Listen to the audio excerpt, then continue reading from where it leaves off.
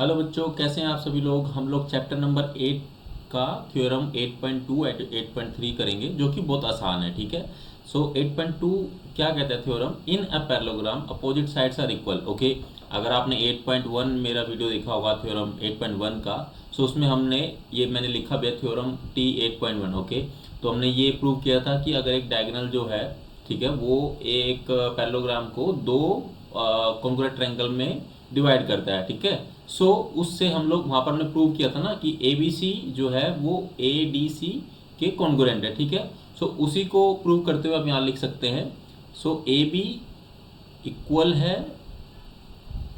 D C के and A D is equal to है C B के। कैसे होगा बच्चों, by C P C T से। ठीक है। ठीक है बच्चों, ये बहुत आसान है। आई थिंक आप इसको कर लोगे। अगर कोई डाउट होगा तो आप मुझसे पूछ लेना। ठीक है।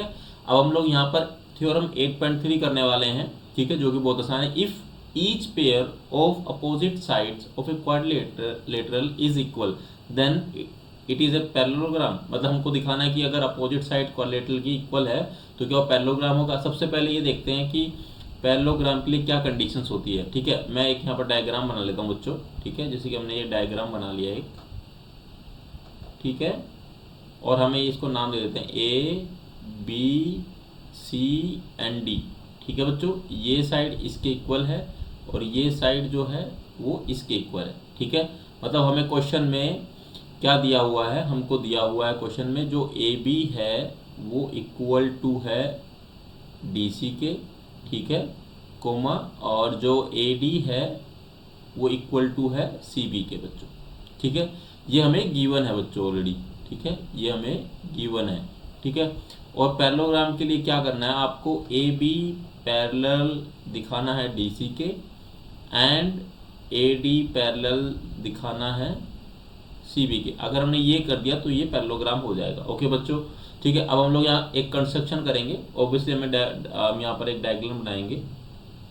ठीक है, ये डायग्राम हो गया। ठीक है, अब सिमिलरली क्या होगा कि हम लोग ये ट्रायंगल और ये ट्रायंगल को हम लोग कॉन्ग्रुएंट दिखाएंगे और उससे हम लोग प्रूव करेंगे। अब बताते हैं कैसे। ठीक है, अगर हम बात करें triangle A B and C and triangle A D and C. ठीक है बच्चों, अगर आप देखोगे so A B is equal to D C, ये हमें क्या है बच्चों, गिवन है।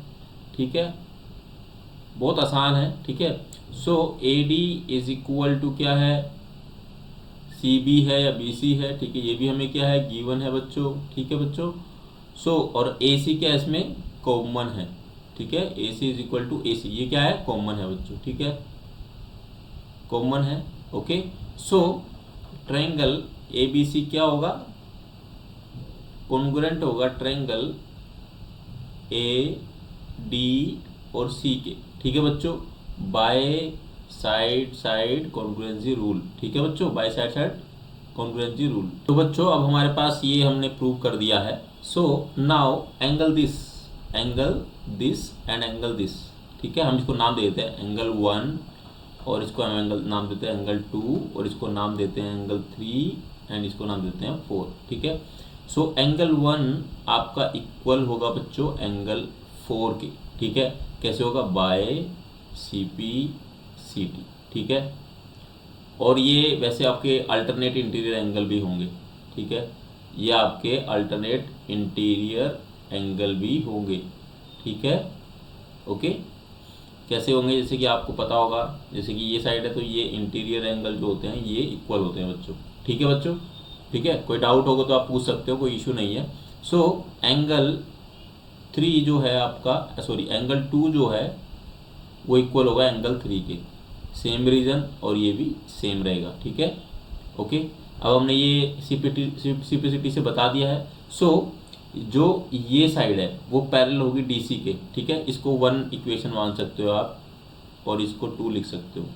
ठीक है, सो बाय दिस एंगल बाय ए और इसी साइड से तो क्या होगा, ए बी जो है वो पैरेलल होगा आपका डी सी के। ठीक है बच्चों, और इसके through angle 2 equal to angle 3 है, इस दिस एंड दिस एंगल के थ्रू क्या होगा, जो आपका ए डी है वो पैरेलल होगा आपका बी सी के। ठीक है बच्चों, सो हमने ये बता दिया, तो सो क्या होगा, A B C D is a parallelogram. ठीक है बच्चों, मैं शॉर्ट फॉर्म में लिख रहा हूँ, आपको इसको अच्छे से लिखना है। ये आपका हो गया प्रूव। और यहाँ तक अगर किसी बच्चे को कोई डाउट है, कोई क्वेरी है, क्वेश्चन है, तो आप कमेंट सेक्शन में पूछ सकते हैं। मिलेंगे आपसे अगली वीडियो में थ्योरम 8.4 के साथ। ओके, तब तक के लिए थैंक यू सो मच।